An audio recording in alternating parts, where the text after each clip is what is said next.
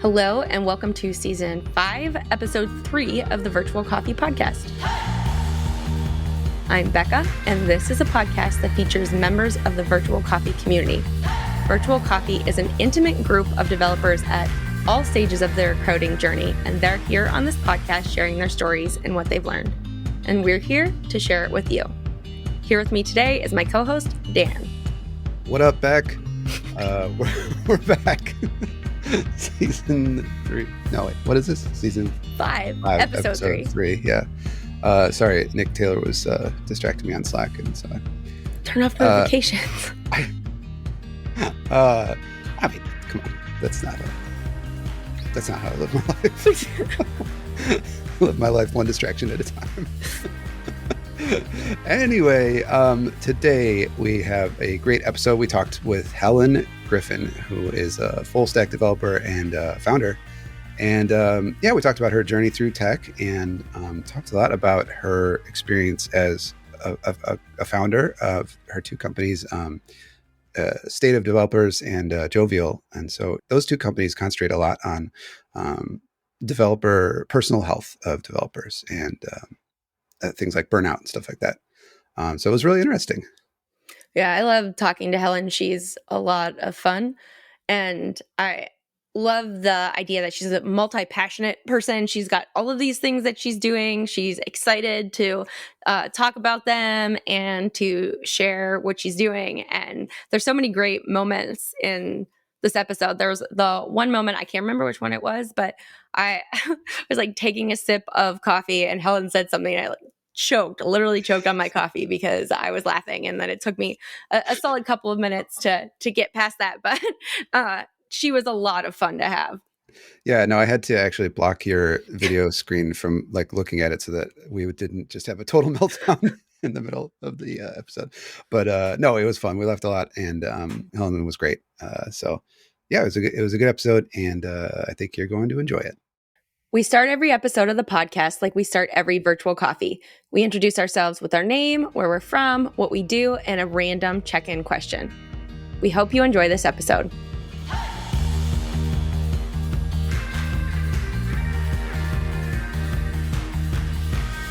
Today's random question is, what is one thing you would like to learn more about but have no reason to? So, my name is Bekah. I am a technical community builder from a small town in Ohio. And one thing I would like to learn more about, I don't know, it's either like trees or birds. They're both like very fascinating. What is the eye roll there, Dan? You stole mine. Exactly what I was going to say.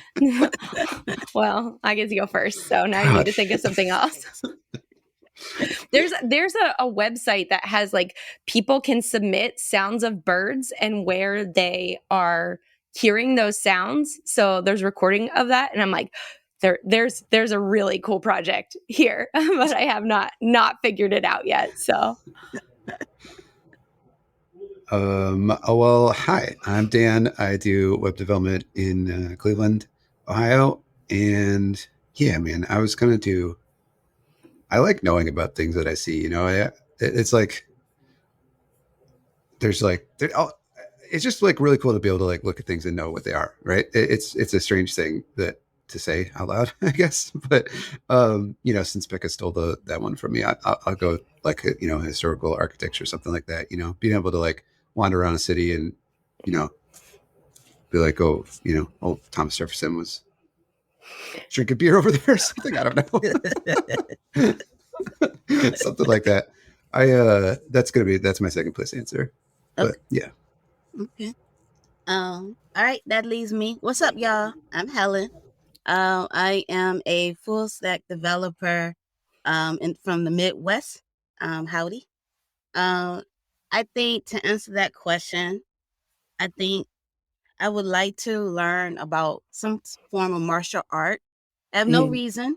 That's a good one. It's a really good one. But I would like to learn like some form of martial art. I don't know. It would be jujitsu. I can never pronounce it. So that's probably something I won't learn since I can't pronounce it. So I just stick with karate since I can pronounce that.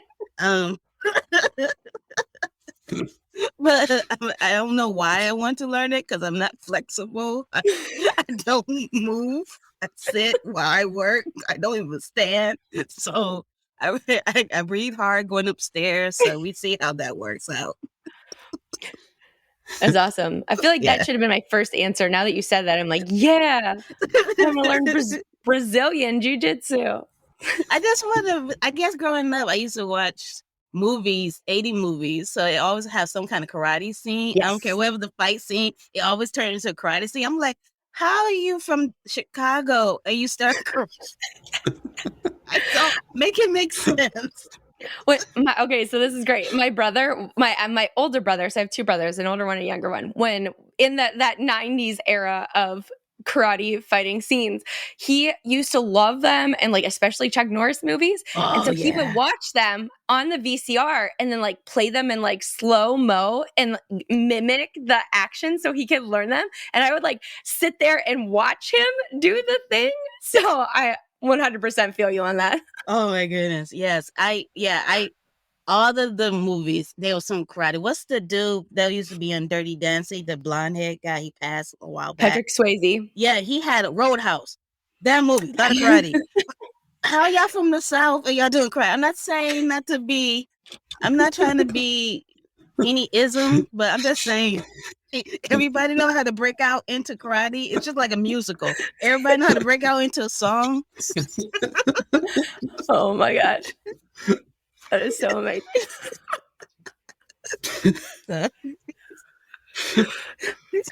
I'm so glad that this was the random intro question. I very much appreciate this. Thanks, Helen. No problem. For being here with us today.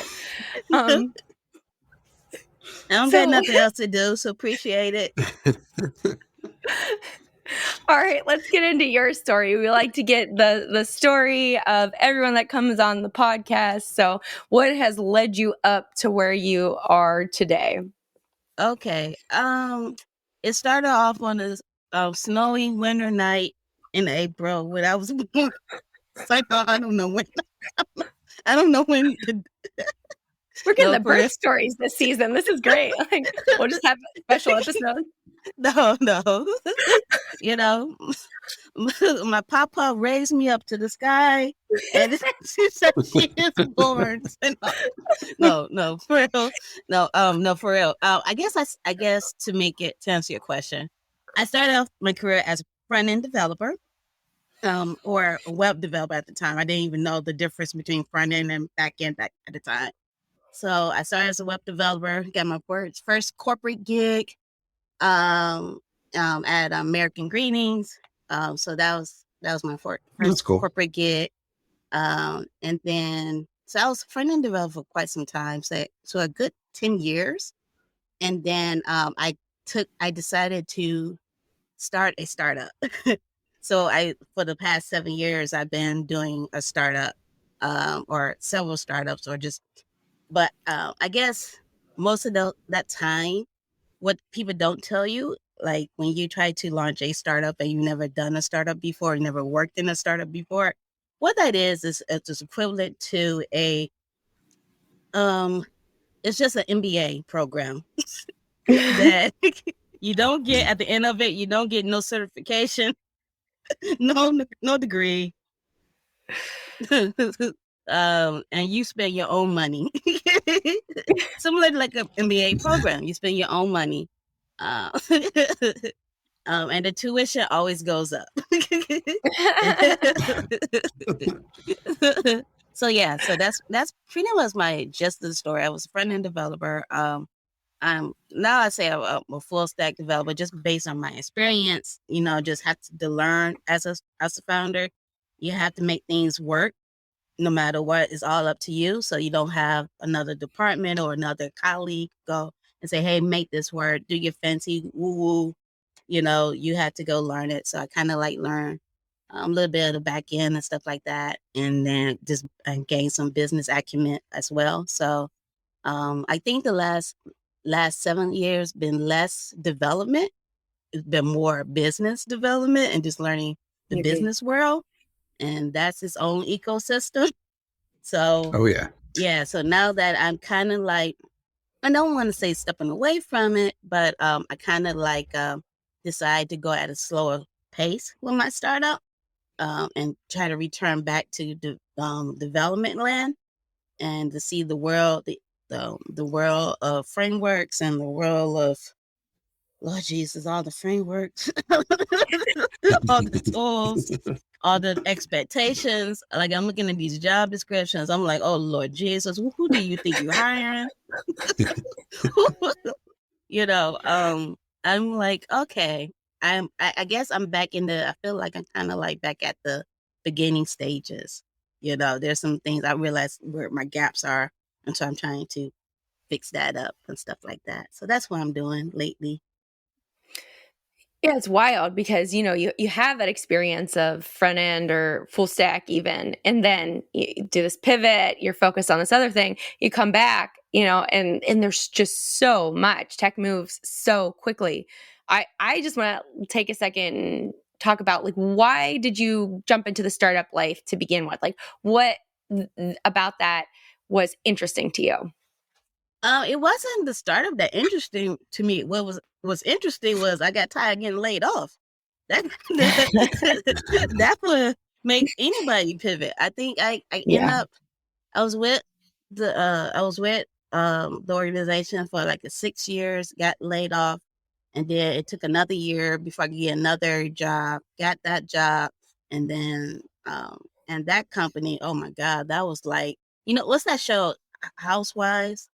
Housewives Desperate of Weber. Housewives? Oh, No, or the Real Housewives? Real Housewives. I swear that was like the Real Housewives of executives or something like that. That like we was in a remote team, and the amount of mess that was going on with that organization.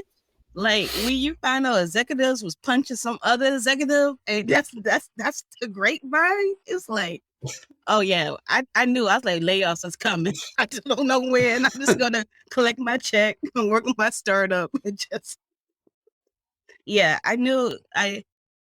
So I knew it was coming. I just was like, well, I got laid off before, so we see what happens.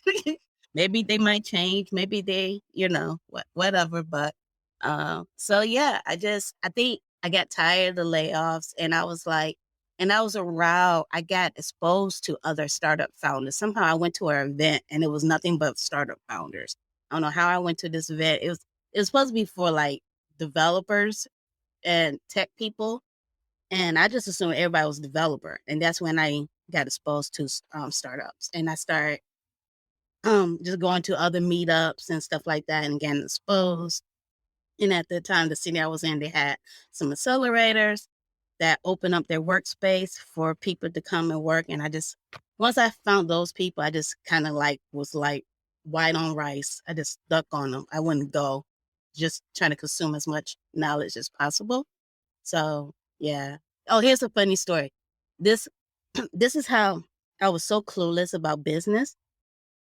Um, I was trying, once I found out about this accelerator program, I tried to apply for it. And he was like, I had no business applying because I didn't know nothing about business. I didn't have no problem. I was trying to solve nothing. I didn't know nothing. But still, I was trying to apply for it. And the guy, he was so kind. He just set me aside. He tried to explain stuff to me. And he was like, what product are you building? And I was so lost when he kept saying product. I was like, no, I'm a web developer.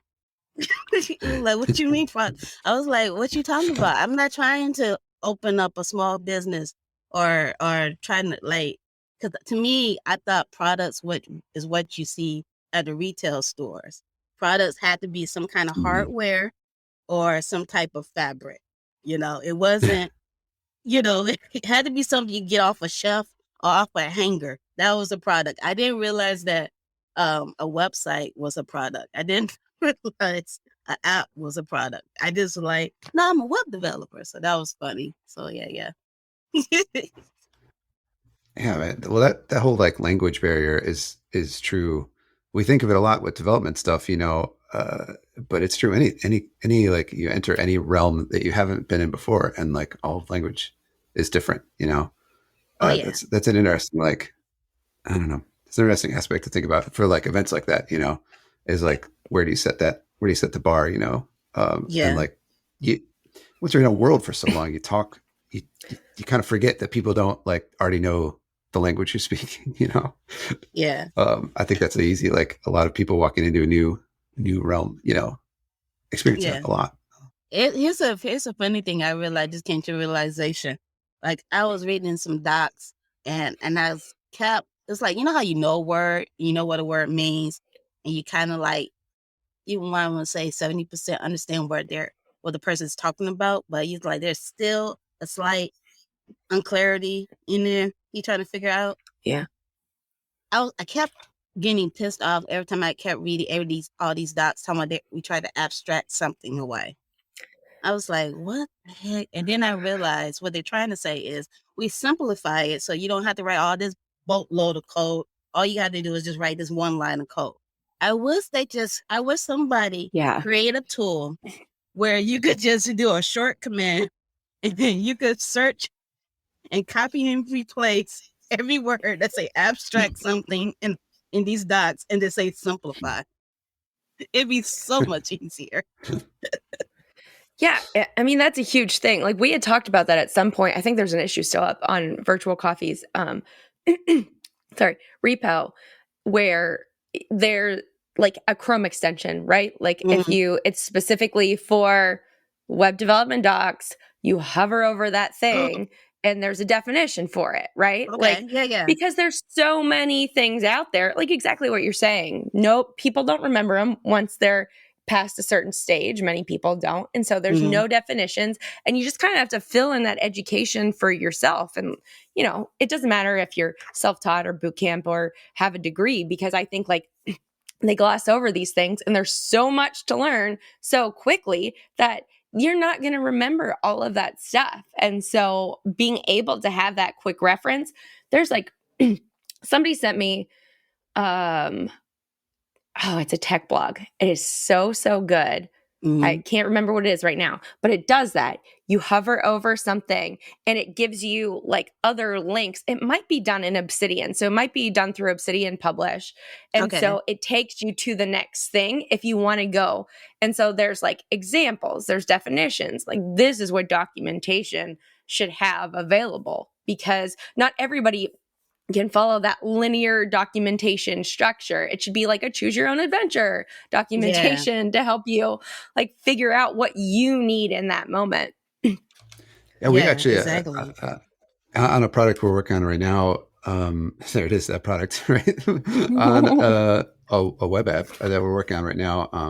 We're trying to deal with that same thing, not inside the code or not for developers, but for people who are using it. Right? It's like the first time you use it, or first few times you use it, it's all new and probably kind of confusing. But it's meant to be a tool that like you use a lot, right? And so once you get used to it, we don't want to like clutter up the thing with like tons of help stuff, and trying to figure out what level of like, or like, do we just have a button? Like you're saying, that's like, show, like explain everything to me, and then like a button that says, okay, I'm good.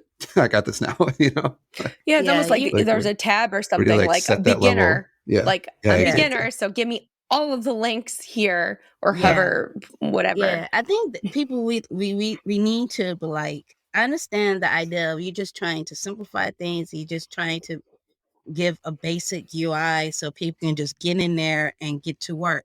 But you still have a barrier before I could get to work. I still got to get used to this environment.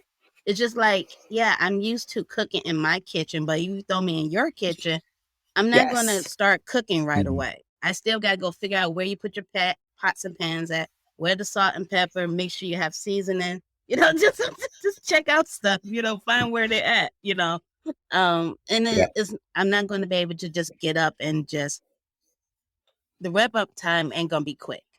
So I think we have to remember that beyond the web app or whatever app we're building, there's also another app we got to focus before they even get to there. It's called onboarding, and that's a whole its own environment. Yeah, for sure. Yeah, onboarding is like, we talk about that a lot. We talk about that a lot with Virtual Coffee too, is like the community, right? Because we got a lot of stuff going on, same situation, Yeah. I don't know. I could talk again for a long time about this. There's a lot of a lot of pieces to that. puzzle, and it's all kind of interesting and important. Yeah. Yeah. Um, Yeah. I think I think we should treat it just like how some founders, they had to put it in their schedule to go back and re-enter their own apps and web apps and products as if they was a new user, so they can Mhm. see the experience again. Because you have so much time will go by because you're doing so much other stuff that you forget, and you don't know what has broken or what got lost in translation. I think as developers, we should do that too. Be like, okay, let's pretend I'm a user. This is my first time in this environment. Or let's pretend I'm a junior developer. I just graduated. This is my first time, and I'm just, just to get an understanding. It's equivalent to like how executives should go in and do some of the manual tasks just to understand what their teams go through once in a while, kind of thing. So, yeah. yeah, absolutely. That is like good advice for not just like the owners, but everybody that's doing it. It's so easy to get caught when you're like caught in the weeds, like when you're living and breathing a project for a long time, you lose sight of like the beginning. I don't even know what the login, or not the login, but like the new user screen looks like on this app that I work on every day, because I haven't looked at it for Yeah. a long, long time. And that's it's really very good advice. Yeah. When Yeah. like going back to what you said about onboarding too, it's part of that, because I think that it doesn't matter at what stage you're at when you join a new company. I just joined a company a month ago, and I felt very comfortable to give feedback. Like, hey, this is what I thought when I read this. Mm-hmm. And so maybe we can add some clearer documentation here, right? Yeah. Because everybody that's coming new into a company, almost everybody, is going to have that new experience and be able to more clearly point out those things to make sure that you have the most up-to-date information. But sometimes like you have to invite people to do that, right? Yeah. Because if they feel like, oh, you're just supposed to rush through this thing and not Yeah. like, please feel free to give us your feedback on it, then you're losing out on all of the value that a new employee brings to a position. Yeah. Especially if they feel like you don't want to hear it, then you're definitely screwed, Yeah. Yeah. They're like, oh, that takes too much time. Like, we don't want to have to do that. Like, Yeah. Yeah. Okay, so I want to talk a little bit about. So, first of all, I've been like super impressed with all of the stuff that you're doing, and you're always. I feel like you're always on a drive to learn, and that's what's so great because I think that's the mindset that everybody really should have when you're out Oh, there asking questions and talking about these things. And so, like, what do you think that you've learned from your past that you're bringing with you to? I feel like this is kind of like the new stage of Helen. You're like moving into this new thing after yeah. spending time other places. Do you have thoughts on that? Yeah, I got thoughts on that. Let me think about it. No, for I do have thoughts. I say one thing I learned through my whole experience is that life is hard, but a lot of times you end up choosing your struggles that you're in. So many times you think things are happening to you, which is true, but then sometimes it's like you have a point where you can make a choice, be like, okay, no more, and just figure out some way to get out of it, or even lessen the pain if you can't get out of it, because there's some problems that are just huge. I also most importantly, from my past experience, I learned that to learn how to invest in you. So many times I had to, especially by being a startup founder, I had to believe in myself to try and do something, even when I was not qualified, even when I was complete ignorant about something. And then most importantly, I didn't have the resources or the capital, or the network to educate me on something. I had to go learn it. Not first figure out what I didn't know, and then go find out where I can learn or get what I need to know. I think the first time I had to drop $1,500 on something to invest in myself was like, okay, we're gonna do this. I know you just got laid off, but we're gonna do this. We could do this. This is gonna give you closer to being a startup founder. This is gonna have you closer to this person. You can learn some this, and some people be like, why would you do that? That's not guaranteed. There's no guarantee, which is true. There's no guarantee whether there's going to be success after your task you completed. And there's no guarantee that you're even going to complete the task, which is funny too. Yeah. But I still had to learn to invest in myself. So now now it's much easier for me to make decisions, because I've done that. I made so many decisions, both small and big. So now it's like, okay, what's my values, what I'm trying to attain now? Does this align to what I trying to do? Is this a compromise, or is this a trade-off? Or is this a downright sacrifice? So it's much easier to make these mini choices that we make every day kind of thing that people might prolong for months on end. So Yeah. yeah. I didn't even make y'all depressed.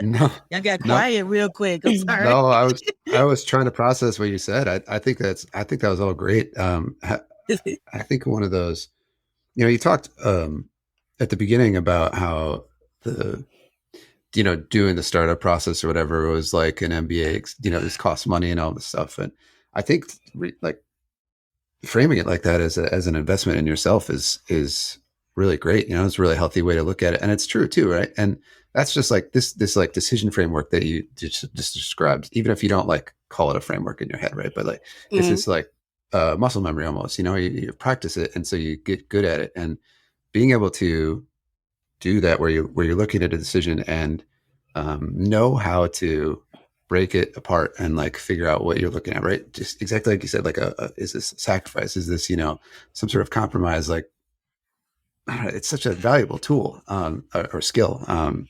And I think that's really cool. And it's my silence when you finished talking was I was just trying to process that because yeah. It was I don't know, it was cool and it was really well put. I thought. Oh, Yeah. Thanks. Yeah, like I remember when I was coming into tech a couple of years ago, we didn't have much money. I've got 4 kids, and I remember somebody said, "Hey, like I'll meet you at Starbucks a half an hour away." And like for me, it was that same thing. Like I had to go through my head and think about like, okay, there's money, there's a cost to drive there. I had a Starbucks card, so I was like, I can use my Starbucks card. I don't have to worry about that. But like even that little bit of gas money there required me to think about like what am I investing in, and ultimately like I was investing in myself, and retrospectively I can see that like this was a good investment, being able to meet somebody, because that led me to the support system that got me through learning how to code. But it can be really hard in that moment to think like, okay, there's money that I can spend here, is that money worth it? And like you're right, nothing is guaranteed there, but think about what the long-term investment is and where that can take you. It's hard. Yeah, I always share this with people. I was like, the struggle is real. I'm not going to even try to downplay that sucker. Yeah. The struggle is real. But even when there's no guarantees and there's a high probability that you will lose, quote unquote lose, whatever, try to have a backup win. Like if you can't obtain the thing that you're trying to get, what else can help you, support you to get you closer to the thing you're trying to get, right? So so a lot of times when I was meeting up with these people, like, because you have to their time is money, you have to be very cautious on your time as well. You got to make sure you're leveraging your skills and your time appropriately, but you also want to make sure that you get something out of it where you can that will be beneficial, not to be sounds all selfish or whatever, but still get the support you need. Right. So a lot of times when I meet people and I learned to not accept a meeting or do a meeting where there was no agenda. There was no goal. I had to figure that out. I wasn't wait for the longest time. I would wait for them to figure out the agenda. But like, no, baby, no. You figure out what you need. A lot of times people have not even take the moment to figure out what they need and what they want. Unfortunately, people will wait until they hit a crossroad, and that's generally when some type of life transition or crap happened to you, which sucks. So it's better to use take a Saturday out of a month, and you use those times to have those life choice moments, get some coffee or tea and some brunch, and just figure out in a journal and just write some stuff down, or even use a notepad on your phone if you don't want to write, a voice memo. You just start asking those small questions, life questions, like have your little Oprah moment. What's that, Soul Sunday? Well, have your own Soul Sunday, figure that stuff out. Because if you don't figure that out, trust me, somebody's gonna figure it out for you. So I love that because if you're not doing that consistently, you're not taking that time out, then it just like keeps coming, right? It feels yeah, like it never stops because there will continually be asks of you or things that you need to figure out for yourself. So if you know, like, this is when I'm going to figure it out, then it feels less overwhelming the other 3 weeks or, other 6 days of the week, however you decide to plan it. So yeah, having that, like, I know I'm going to make decisions on this day. And, yeah, and then you can do that without having to worry, yeah. hopefully. Have y'all ever? I'm not sure if it's me, but I have noticed in my own personal life that lessons that you thought you learned will revisit you, revisit you to try you out. It's like it's like like life woke Mhm. up today and chose violence. It's just like, you know what? That thing you thought you learned, let's try again. So I it feel just like come in a different form. it's like, oh yeah, I said that I had mastered this thing. And then it's like, did you? No, I didn't. No, I I didn't didn't. master anything. Like, I want It's, oh man, yep. No, that's interesting though, because that sort of thing is like, you can process something after and identify where you maybe made a mistake or what you could do different, but you probably made those mistakes or did the things that maybe weren't good in the moment because, uh, well, how you think when you're stressed is different than how you think when you're relaxed, right? How you think when yeah, you're upset is different than how you think when you're happy, right? And yeah, so I think that can go along, like, back to your plan or your idea of having a plan like that. And if you have something like that to fall back on, like a goal or whatever, or these lessons that you've learned, but uh, when things are bad, ha- thinking, okay, does this help further my goal? Instead of yeah, just reacting to as it comes. It's kind of all ties in together. It's really cool. I yeah, think yeah, that's a exactly. really good way to be. yeah, so this ties back into like the things that you've been doing because you're doing a lot of like really great things to help people. And you've got this State of Developers and you've got Jovial, right? And Mm. so do you want to introduce what those things are to our listeners? And then we'll kind of talk about like how you're supporting people through this. Yeah, yeah. Thanks. I appreciate and thanks for bringing it up. State of Developers is an industry survey that I launched right before Christmas, where I'm trying to survey developers on burnout and their experience of burnout, anxiety, and depression. Um, so it's pretty much a holistic view on it because I realized that when you're at work, you bring your whole self to work. So whatever, all the crap you had to deal with at home, that comes to work with you. Yeah. It carpools with you. And whatever happens at work, it Can we carpools can with we you. take the carpool lane then? I Hey, you brought could my try. anxiety with me. You could try. I don't think the popo gonna be like uh so yeah, so I because I noticed that there was something I struggle with a lot, but I noticed that it wasn't a very high priority in the business world. you know it's always falls under the woo woo, the wellness, whatever. The Like when we have time doing down months, we can focus on that, Yeah. but we have to focus on these OKRs or objectives or or key performance indicators, whatever. Yeah. um and I always would allow myself to focus too much on it because I wanted to create a product or app to help me with this. But because I knew it was a high priority with this in the business world, I was like, that's another way for me to be broke. And Helen, you already had bad ideas. I never allowed myself. But I started noticing that I was like, if I'm struggling with burnout and I had some dark moments, I know someone else had some dark moments. I know if somebody else is struggling with coding and like trying to balance life, like for me, my current um, life situation, I'm trying to come up from shutting down a startup, trying to re-enter the market, trying to learn some new skills. On top of that, I got an elderly parent that I'm helping co-caregive. you know, all of that is a lot of stress. I'm not going to even talk about trying to do chores, trying to Yeah. do the job hunting. That's in itself is a whole day's work. So I have like several full-time jobs Yeah. throughout my role throughout the day. So I was like, if I'm struggling, you got to be somebody else struggling, and this is too important to keep pushing as a low priority. This got to impact the bottom line somehow. And I started asking developers and tech founders for interviews. Dan was one of them, so he gracefully did one with me, and just asked them a series of questions. And then, and the amount of stuff people was telling me, I was like, oh shit, this is some. Okay, we need to get this in mass numbers for people to realize, no, this is something serious.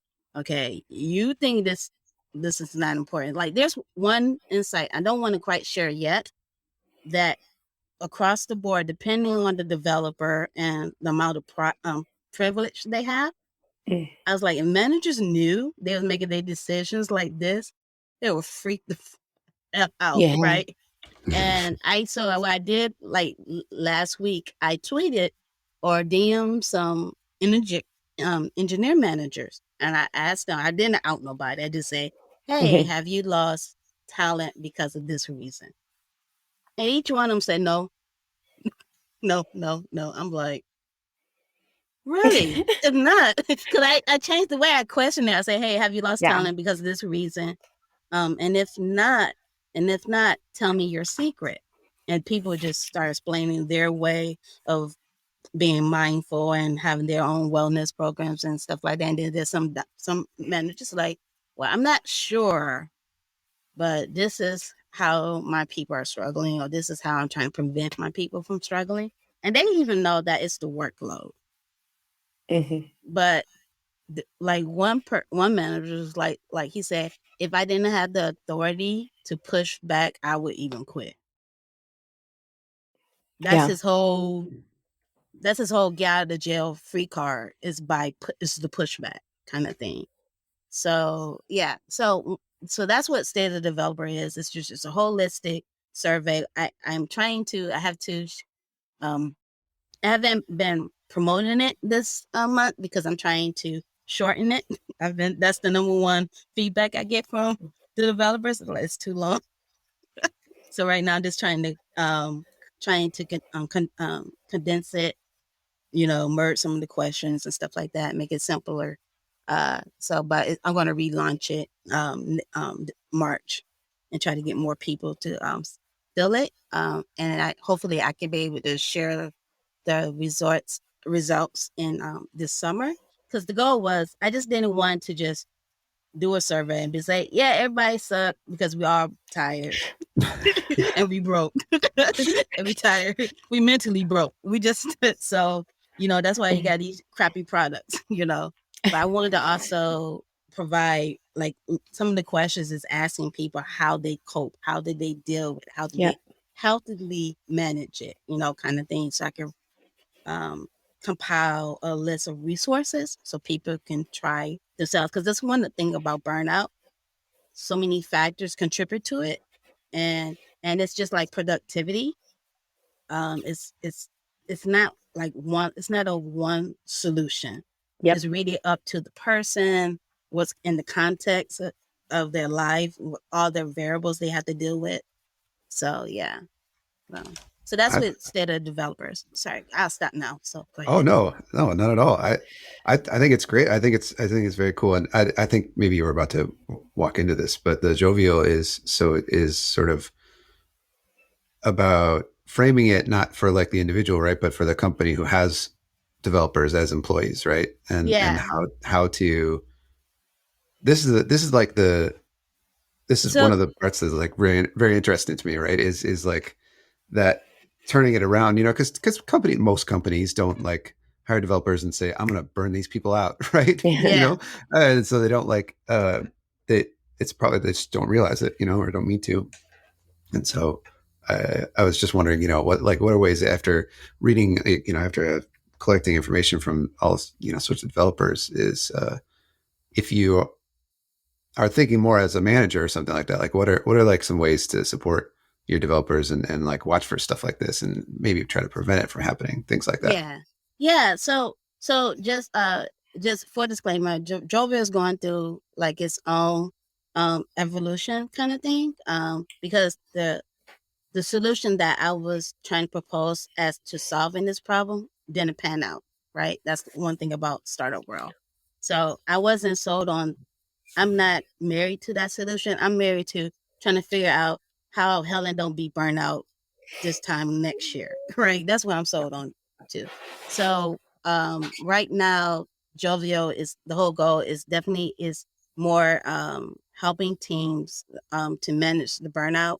Um, and it's not just also just identifying the signals, but I'm thinking of more of creating a developer tool where um, it allows both parties to be full transparent, right, Yep. about the issue. And that's really Nice. meaning being transparent about different things about your own goals. Because a lot of times people won't say something because, that might go against company policy, or that developer, the manager might not want to tell the developer because the developer just want to code, and the manager might need him to step up or her to step up and take a leadership role. It's just like how can we help each other align our goals and help each other instead of sabotage each other's success kind of thing. So right now Jovial is looking like I'm trying to, I guess this is my first time me just sharing it. I'm trying to see if giving developers like an NPS tool, kind of like an NPS score, like on like how Can like you what can you you pause for a second? What is MPS? I'm sorry, I don't know. sorry. So NPS is like a net promoter score. You get them as a customer. Like let's say you bought, like I bought KFC the other day, and on my receipt, you go to the website. They was like, how likely are you to buy this chicken sandwich again? How likely for employees, they normally get NPS scores that say, how likely are you to invite your developer buddies to apply for a job here? You're trying to gauge how much you suck and how much you don't, kind of thing, with whoever you're working with. So mostly it's like why don't we have an NPS score on just really gauge how much this task or how much this workload is Yeah. impacting you and also impacting the company. Because one of the things I've learned through the survey is that a lot of developers don't know if they're making an impact. I was like, how do Yeah. you measure your progress? How do you measure your impact? They don't even know if they have an impact. They don't even have, like, most of the developers don't even have metrics they to judge their work or their worth. Not even personal goals or metrics for themselves, nor from the company, right? So it's just more of like right now, just researching it and trying to figure out how can I help developers to really measure what they done and measure like the conversation. Like, did they get the feedback or the support that they need? Because one thing when I did like a self-assessment last week on my own personal experience with burnout. And once I realized that my main problem was I wouldn't speak up about my own needs and concerns. Like I would suffer through, like the Yeah. whole month of February was me suffering through trying to relearn something and learn a new technology, whatever, so I could pass a technical interview. But I didn't tell my family that I even had the interview because I didn't want them to feel anxious about it because we are kind of going through some stuff financially. And I didn't want that burden of pressure, right? Just in case I don't get the interview. And which happened, I didn't get the third interview, right? So I kept this to myself. But I have an elderly parent and she's waking up early. So she started kind of like interfere a little bit on my time when I was using to study. Yeah. So that made me wake up 3 hours earlier. So that's like I'm up 5 in the morning, trying to do this stuff. But I could have like really saved myself some of this agony if I just shared this information with my family. To say, hey, I got this really hard thing I'm trying to do. This is what I got to learn. And I didn't want to share because I didn't want to disappoint. And then also it was just hard because I'm still learning, trying to figure out the language to use with my family to describe what the hell I do for a living. Like I can't figure it out. Every word, it's just like the Charlie Brown TV show, the parents. I was like wah wah wah wah wah wah Yep. wah. That's how I sound to my family. Wah wah wah wah wah wah. So yeah, so that's where I'm at. I'm looking at like really like trying to figure out a way where people could be transparent and just open in their communication. So I thought the best way is just really just to score it for yourself, and if you're willing you can share it with the next person, but at least help you break down and identify and pinpoint some issues so you can bring it up to the right people. So I I'm love not sure if I that. confused you or Yeah. not. No, I'm No, still I think learning. that's great. we're all still learning. For me, that's so important because those conversations are super hard to initiate and to talk about. And last week in one of my virtual coffee breakout rooms, we talked about what have you taken from a past work experience that was good and brought it to your new work experience. And for me, that was like a really important topic because I've been very transparent about like what I'm going through, and I've talked about the PTSD that I've encountered in my life. And gosh, like the last 4 months it's like clockwork. Like every 2 weeks, here's something new to trigger you. Like we're Yeah. not stopping now. And like I know right before this call, like I got a call about my mom had heart problems and they did a procedure and stuff. Oh And man. it's like, like what do you do in those situations? And for me, because of my past experience, I'm like able to go to my boss now and say like, hey, listen, this is what's going on in my life. I'm going to try my best, but I'm canceling my meetings for today. And Yeah. that's going to be okay.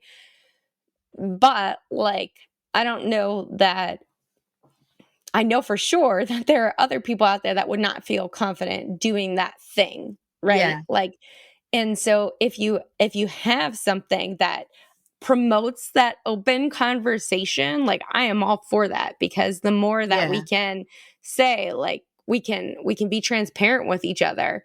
Yeah. Exactly. I love so much what you said about like you bring all of your experience to the table, and that's been my talk for the last year. I've been talking about the person-centered approach to tech. It's like we're not developers, we're human beings, and we have families, we have responsibilities, we have these things outside of tech, and that comes with us. And Yeah. if people don't acknowledge that, then you're setting us up for failure. And so I just really love that idea that you're working on helping to support the issues of the whole people, the whole person that comes to your team. Yeah, yeah, exactly. And it helps the managers too. Like I'm not a manager, but well, I am because as a startup founder, I had to learn how to manage 3 people. I had to manage the developer Helen, I had to manage the founder Helen, and then I had to manage the investor Helen because she was pissed off because she wasn't getting her money back. So that was a whole nother management style I had to learn. Um, but I think at the end of the day, we're trying to reduce the amount of risk. We're trying to make the worst case scenario, the less worse. If it happens, it's just like, I guess that's why I'm looking at, because I think one thing about burnout, and the issues about tackling it and trying to get support around tackling it is because people it's like, oh, it's a nice to have to tackle it. No, it's not. It's just No. like, it's like, it's worst case scenario. It is the Murphy's Law. Saying so. But for me personally, I had to get buy-in to tackle it, because I always pushed it to the side, because to me, Yeah. there was always something more important, more grand, and more bigger that I had to go fight and save, kind of thing. But Yeah. at the same time, it was making life worse, right? So it's like, if you want life to be a little bit easier, go tackle some of those demons. I'm telling you, be a Ghostbuster, figure it out. you know. It's valuable, super valuable advice, because I think that, we always want to do things in detriment of ourselves. Like, let's keep everybody else going forward, and we don't take care of like what we need. Yeah. And it's a thing. Somebody DM'd me, and they were like, "You're the one that said you should put the oxygen mask on first. So why don't you do it?" I'm like, yeah, like, guess I should do the things that I say. yeah, I know. Practice what you preach is so hard to do. Yeah. No, I think it's just like, because at the end of the day, we're trying to manage things, and we're dealing with reaction. So Yes. when you don't say nothing and you do something, people are gonna react. Like, reason I was waking up early, because it was found like, this is the quietest my house is throughout the, once Oh one yeah. person up, everybody's up. you know. So my mom saw that, and she's like, "Okay, I'm gonna wake up with you." No, I didn't. No, No. no, I love you, but I no. need that. Yes, I feel that hardcore. My kids are Yeah, like, "Can you wake me up at 5?" No. no, go to Go to sleep. sleep. So it's like, so as a manager, it's like, if you're trying to support your team, trying to manage stakeholders and stuff like that, your worst enemy, your nemesis, is that unknown variable, right? So why Mhm. don't you make it be so easy and comfortable for people to be open? Yes, you might hear something you might not like, but even if, let's say you hear a developer, they're ambitious and they want to have their own startup. So they're already thinking one foot out the door. Don't think that way. Okay, what kind of projects can you align with them? To help them reach their goal, but also help the company reach their goal. Granted, you got a competitive NDAs, all that stuff. I get that. Yeah, developers don't be oh no, so not Sesame Street. Don't be mean and bad and naughty and go against your company. you know. But just try to align goals. I'm ambitious too, but I'm also looking for a job. But I said, okay, Helen, don't apply for any job that kind of like falls into your competition world. Apply for jobs where you would want that company to be your customer. So your last day, we're celebrating a new relationship, right? Kind of thing, where you want to invest in those relationships at that company. So you don't want to screw over people or burn bridges. You're trying to have strong ties. You're trying to make sure that people hit their goals, because at the end of the day, you get a chance to hit your goals. So look at it like that. So a lot of times I really encourage managers and both the talent to look at in that way, try to come at it more mutual benefiting, because every relationship have its life cycle, just like every product have its life cycle. Software development have its life cycle. So like, instead of us acting like it's not there, just be more be more thoughtful. There we go, thoughtful. I love that.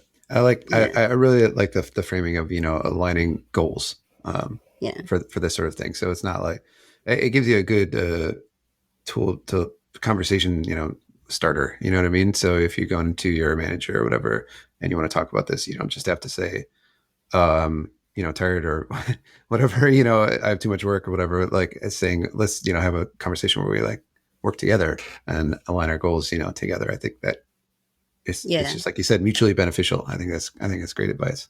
Yeah. Cause I talked to one manager last week and it was like, yeah, I had one person, lost one because they were so tired. They was like, but they also had another startup and they didn't tell nobody about it.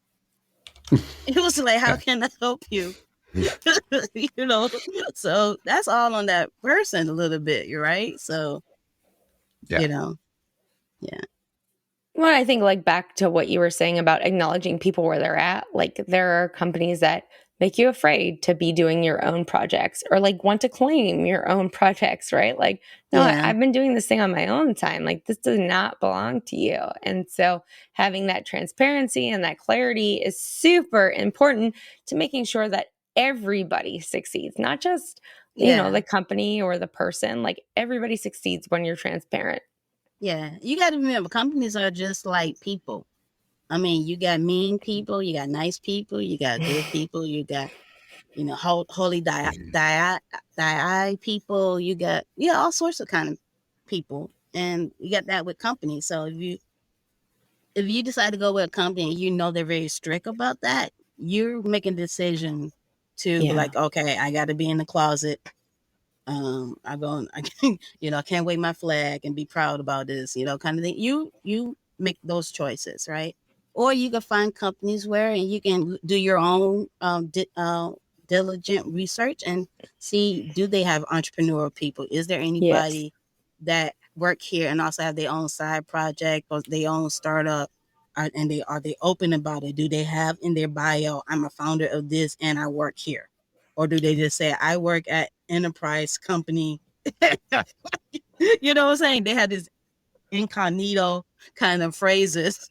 So, or they say, my views are not my own. I've seen so many of those in the engineering manager Twitter bio. I'm like, wow. There's some companies like that, so your own personality, what kind of, whether a company's profile is going to have you filling out some kind of facade or just living your own life, living your own truth. So some companies, I know I'll have to put on a facade if I have to write, my views are my own. I know I'm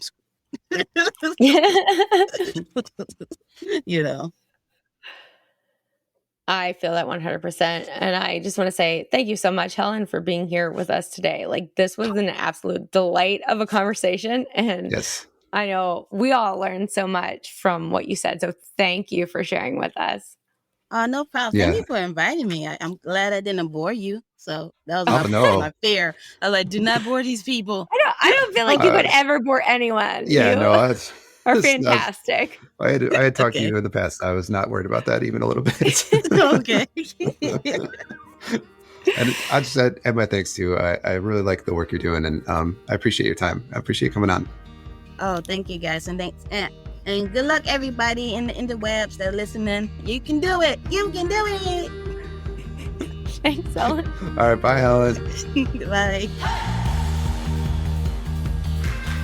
Thank you for listening to this episode of the Virtual Coffee Podcast. This episode was produced by Dan Ott and Bekah Harat-Weigel. If you have questions or comments, you can hit us up on Twitter at virtualcoffee.io or email us at podcast@virtualcoffee.io. You can find the show notes, sign up for the newsletter, check out any of our other resources on our website, virtualcoffee.io. If you're interested in sponsoring Virtual Coffee, you can find out more information on our website at virtualcoffee.io/sponsorship. Please subscribe to our podcast and be sure to leave us a review. Thanks for listening, and we'll see you next week.